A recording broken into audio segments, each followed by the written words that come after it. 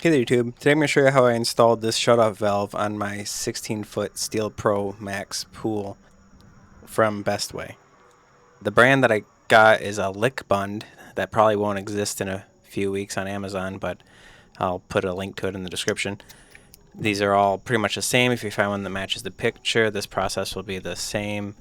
You basically just take off your old one, pop on this new one.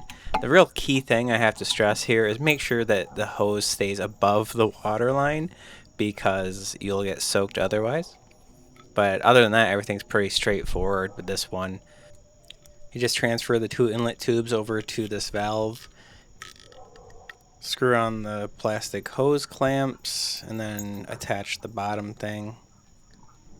I really wish this came with the pool. It was $10, so it wasn't a huge deal, but it just seems like people are going to need to change their filters on their pumps, and the solution Bestway gives you from the factory is just to lift your pump above the water line of the pool, which is insane to me.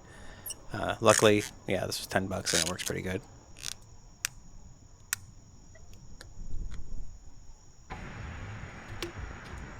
I noticed the output of this T is slightly different. The factory one has a rubber gasket here, but the aftermarket one does not. It looks like it uses more of the O-ring inside the hose to seal it up, but I don't have any leaks and it works great even without that large gasket on the bottom of the threads.